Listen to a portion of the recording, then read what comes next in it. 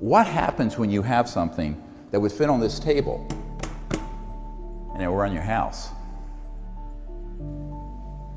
Pulling energy from the quantum vacuum or the zero-point energy field.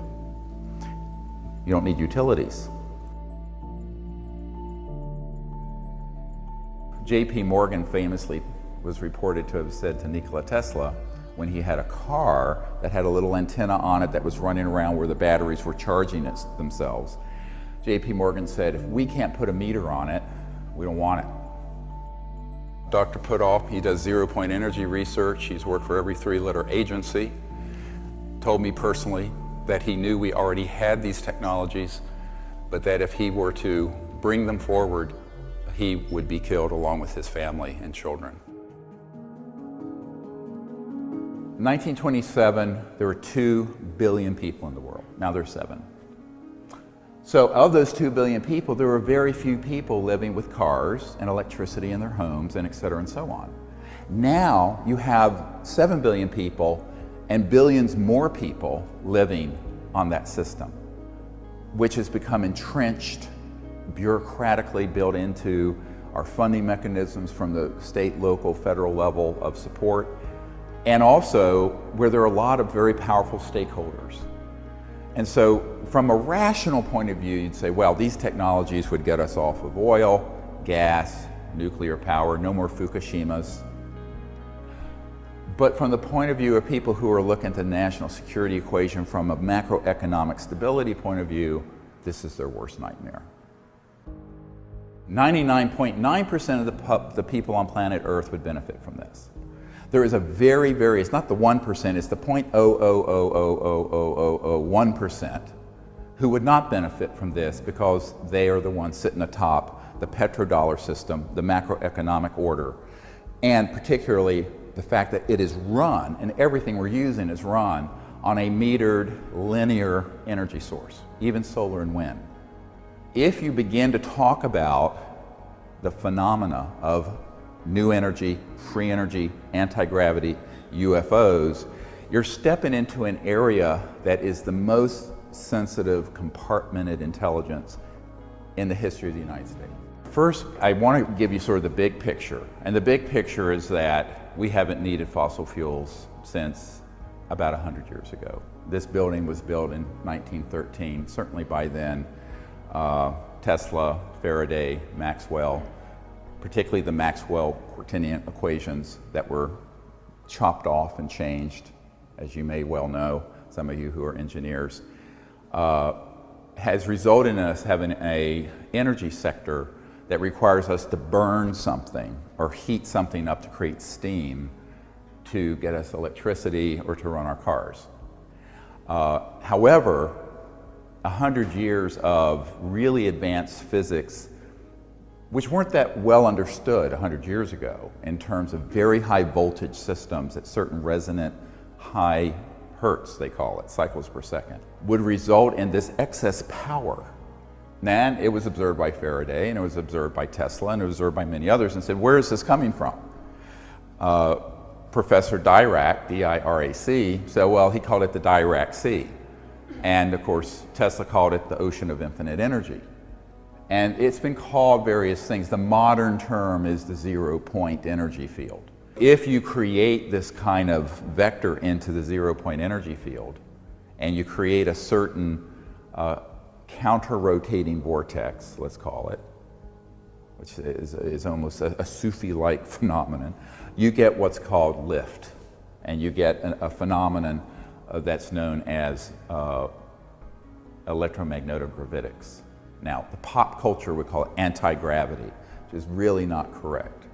What you're really doing when you see a UFO moving and it's going straight up 10,000 miles per hour against gravity is that it's actually in a space-time bubble. It's creating its own environment, shall we say. So there's no restrictions to normal aerodynamic formula. And so the thing can lift and go straight up at those velocities.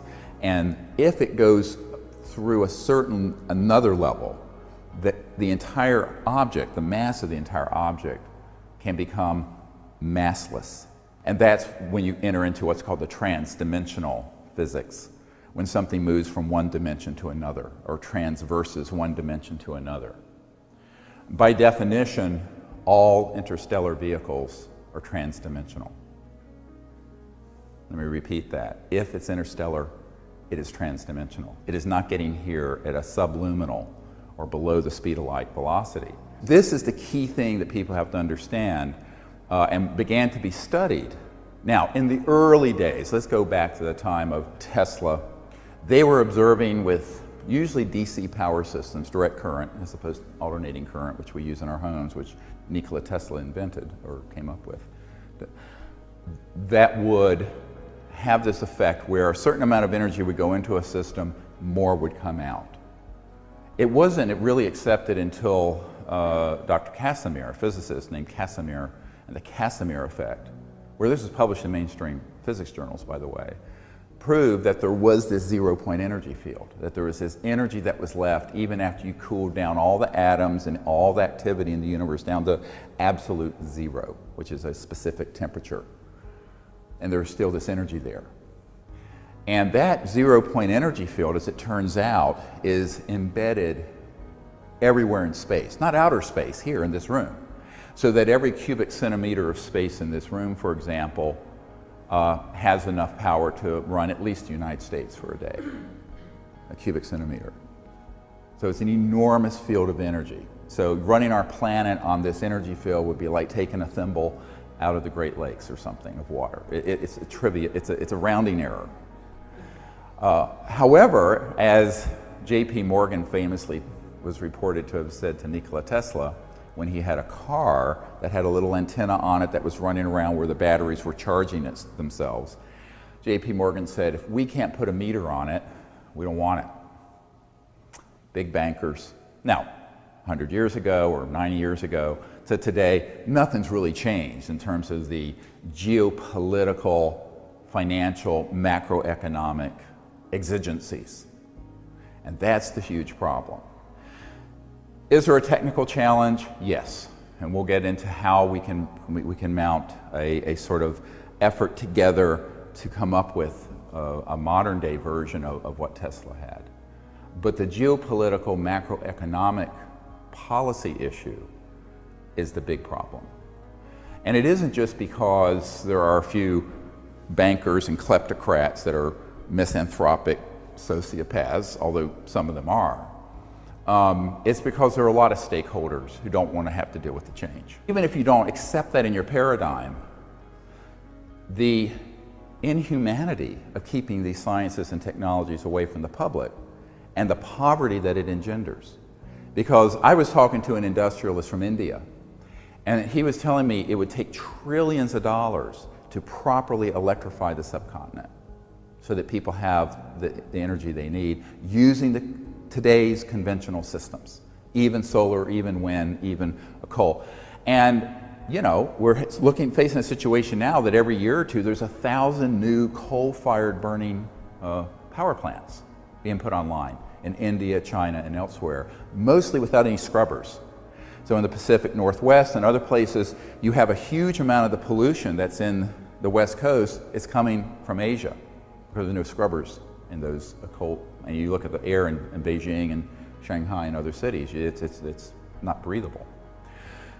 Then you go to the oceans, where you have the Fukushima reactor releasing all this radioactive material, and huge parts of the oceans, because there's all the CO2 going into the oceans, are beginning to die because of the acidity and alkaline levels being upset. So there are all these big macro geophysical effects while we're trying to maintain the current macroeconomic order. Big problem, huge mistake.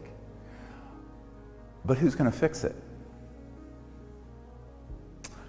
This is really the crux of the problem. And many people have asked me, given the folks I've met with over the years, why doesn't someone do that? But see, everyone says that. My wife and I this week were just up in New York meeting with the head of a foundation. And the question came up frequently with people there, all of whom were incredibly wealthy. Well, why doesn't Bill Gates do it? Or why doesn't the president? It's always, why doesn't someone else? Of course, if you go to the president, he'll say, no way, Jose.